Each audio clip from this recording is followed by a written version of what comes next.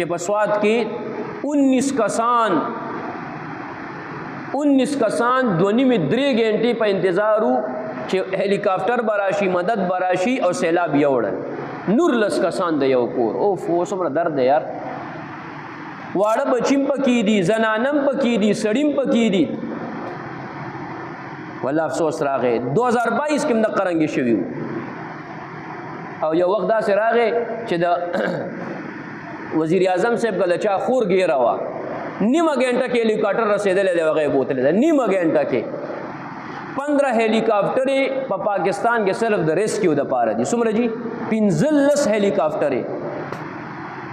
او نن چا ویډیو ما ته خو دا چې د افغانستان کې سیلاب راغلی دی او هلیکاپټر راغی او کسان یې کېنولو یا ویړل ټول خپل حکومت خو دی کنه خپل اختیار خو دی کنه او دلته غریبان بچی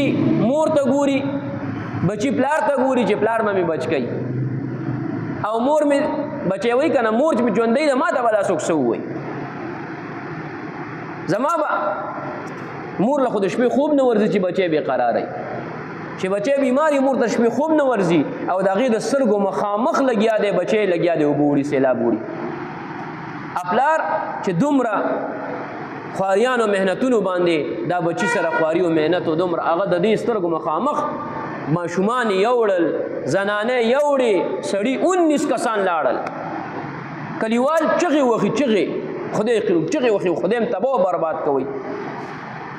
چې څنګه وي دی انختی دي او مغه ټیم ټلیفون کړی دی کس ما سره وي ثبوت موجود دی 8 بجې مې سار ټلیفون کړی دی چې راشئ کسان راغلل وی قتل واپس لاړل وي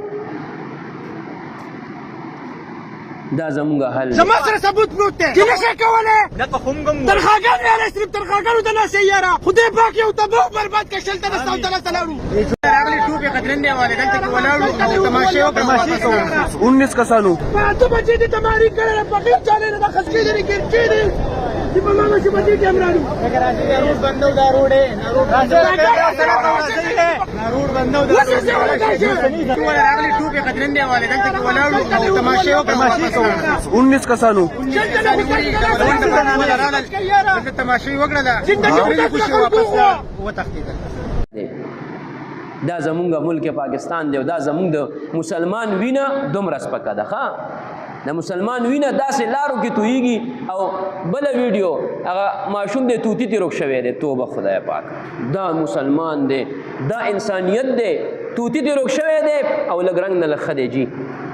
او د بنو ویډیو کړی دا ما نه توتی روک شوی دی جاړي او ټولې دنیا کې ویډیو ورسېده او خلک را روان دي ورته دا زما دا ما وړی دی بل وایي ما ته راغلی دی بل وایي ما ته راغلی دی یو ویډیو کې موږ ته رښتیا دي کې دروغ دي وایي 100 توتیان ورته کور ته رالل دا زمونږ د مسلمانو دا د پښتون سټیټس دی دې نه قومي لوټ جوړ شوی دی یقین وکړه دې نه هغه ګندګۍ کې خلک اخته شوي دي هلته مسلمان وینې تویږي دلته موږ ګندګۍ پسې ګرځو دا زموږ اوقات دی د یو توتی ویډیو په ټوله دنیا کې وایرل شوه په میلیونو خلکو کتله او هلته مسلمان ډوبېږي لګیا دی او څوک نه ځي چې د هغې مدد وکړي دا د عوام الناسو کار نه و یو سړي کشته یوړه هغه هم غریب هم پته نه کوم ځای پورې یوړ هغه نه شو کولی دا د سرکاري کار و دا د حکومت وقت ذمواري وه چې ته ما نه ټکسونه اخلې ته ما نه بجلي بل اخلې په هغې ټکس اخلې ته ما نه د هر یو شي ټکس اخلې ته زما حفاظت ولې نه کوې بیا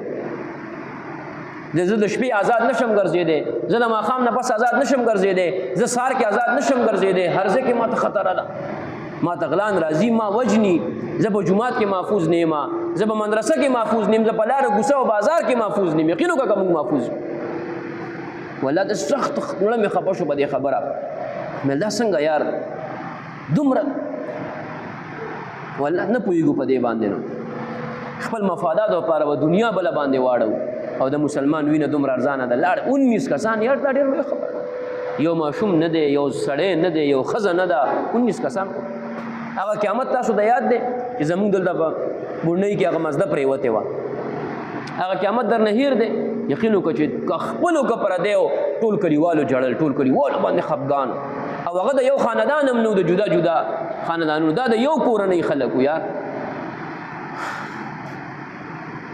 پته نه چې قیامت په ورځ به څه معجره وي قیامت په ورځ به څه